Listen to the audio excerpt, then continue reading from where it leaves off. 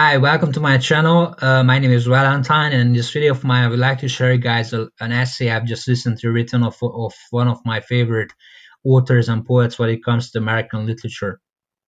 Sorry for my having an accent, but I will try to be as coherent and of course understandable as I can. Uh, as I said, Poe is Edgar Allan Poe has been one of my favorite authors. I grew up reading his stories and his poetry, of course, poetry as well. So he has been very inspirational for me as a writer and as a poet. So, but in the essay I've written, I also going to be focusing on his life, also his life, which was very tragic to say the least. And of course, he was the classic so-called misunderstood artist who died alone and in a very tragic way. So it's gonna be a commemoration as well, and I've chosen a short story, one of his most famous short stories for this essay, which is Bernice.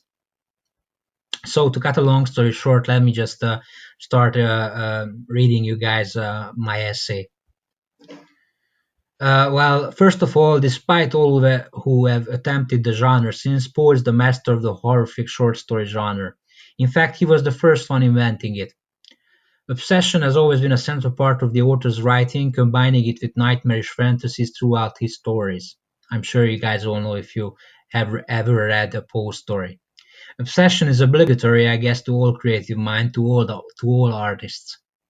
As to why it is obligatory to be a bit obsessed as an artist, I hope I will manage to reveal this during my essay.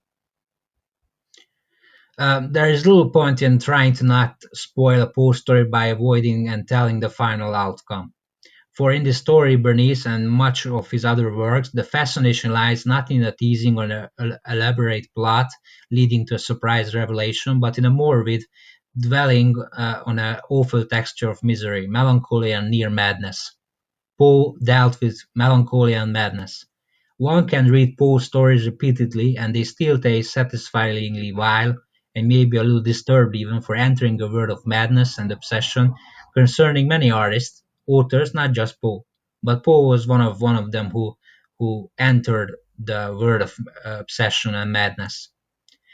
In this short story of obsession I have read and chosen for this essay, the protagonist Edgar loses his wife Bernice to an illness, and in a fit of abstraction and obsession opens her grave and rips out a part of her that rips out a part of her that his mind has fixated upon her teeth. Nasty and simple but unforgettable. What a bizarre way of storytelling if you think about it.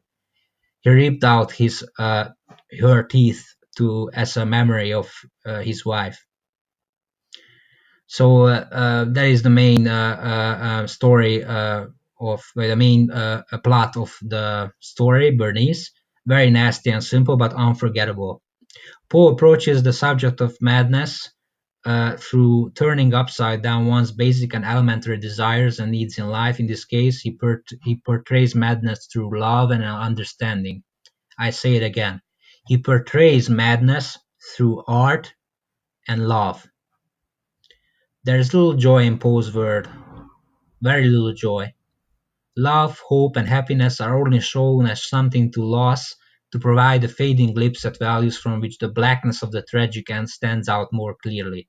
And these endings, I think, are very essential in concluding the main point of the tortured and misunderstood artist, writing the pages, painting, sculpting, whatever, etc., eventually breaking down and falling to a tendency of self-destruction. There has been many artists who have chosen this road, a very dangerous road of self-destruction, because the ones blessed, I have to emphasize, were blessed to be genius like Poe are doomed to be standing out of society like a sore thumb. Living with Poe's chosen art form, words are flowers that were once blooming, giving redemption to their creator, a god that is mortal, but over time flowers are not that curious to the world. and fade into a pleasant, nice place 6 feet under.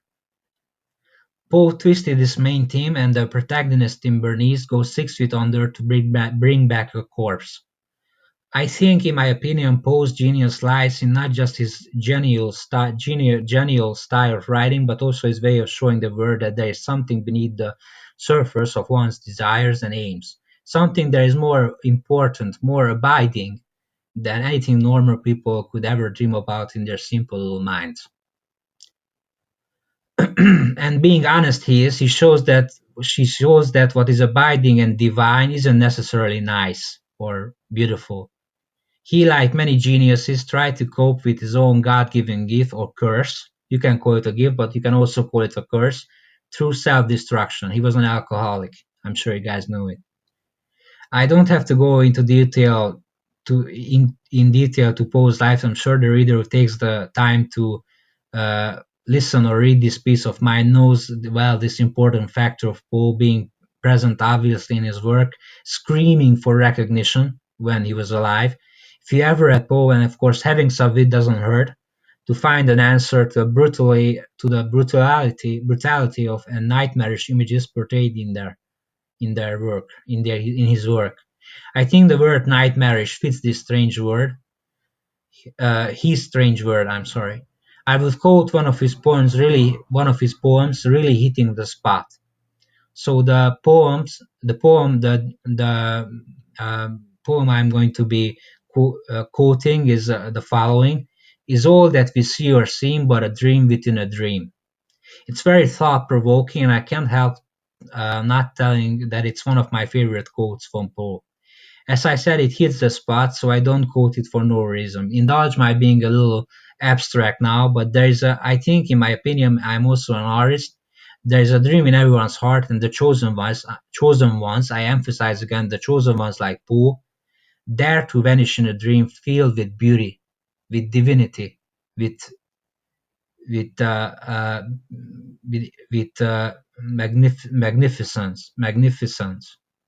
There is a fog in the dream, and very mysterious and smiling to the artist, and one is bound to see it sometimes evil and dark, as Poe had seen it, evil and dark, because the best friend of the brave are the artist, uh, who enter the dream has always been mortality. So the best friend of an artist is mortality.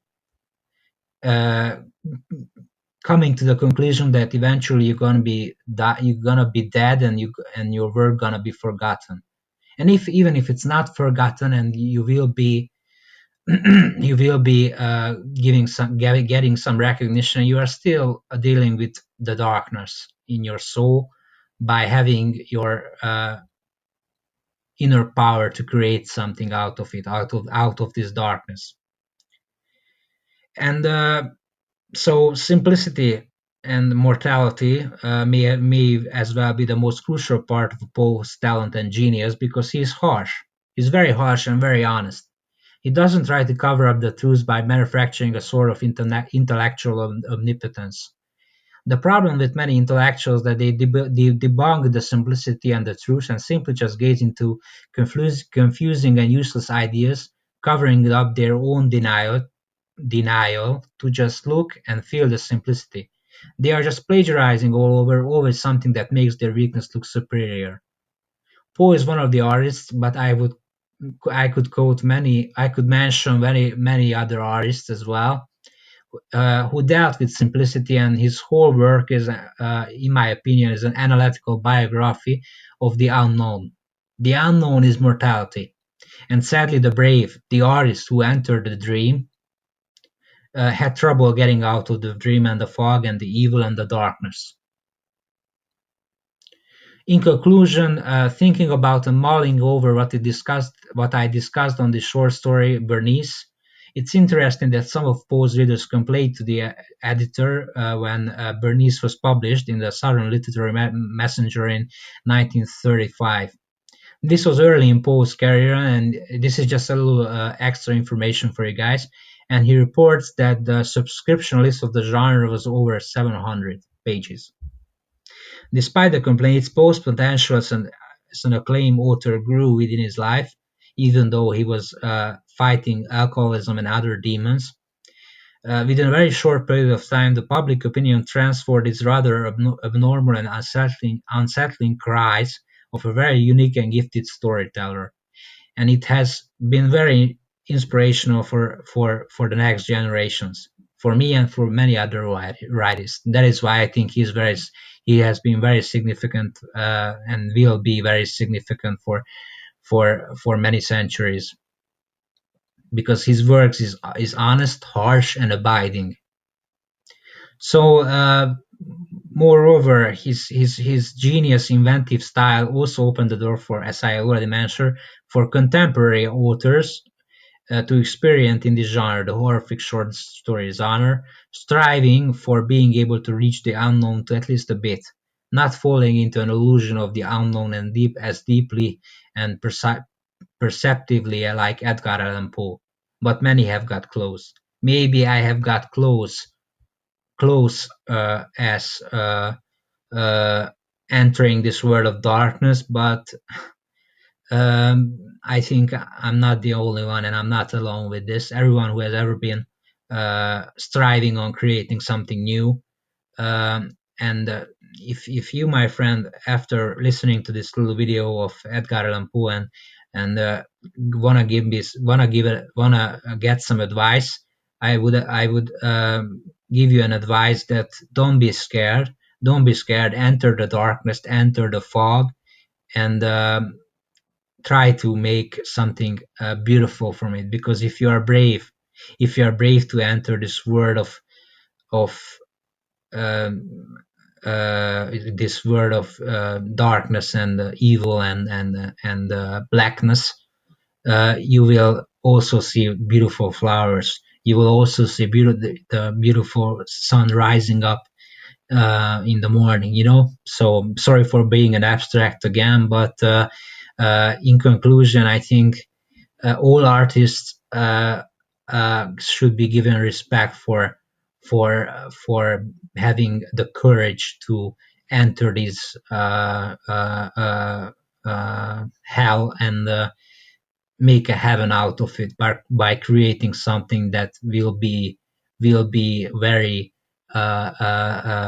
magnificent and important for the ones receiving it and reading it. So I would really recommend Poe's word, and he is a really misunderstood artist, and he should be given, and post after his death he was given, of course, and now they are talking about it in school, and quoting his poems and quoting his short stories in universities, colleges, everywhere. So he was given respect, but while he was alive, was he given any respect and love? Not really. So that is a conclusion that try to imagine yourself in an artist's soul and life, and try to understand what kind of traumas, what kind of darkness an artist has to go through in order to create something new and beautiful, like a beautiful flower. So that was my little essay, and sorry for being a little bit fast or incoherent, but I think my conclusion came through. Thanks for listening. If you like Edgar Allan Poe and other authors, please subscribe to my channel. Have a nice day, everyone. Greetings from Hungary. Bye.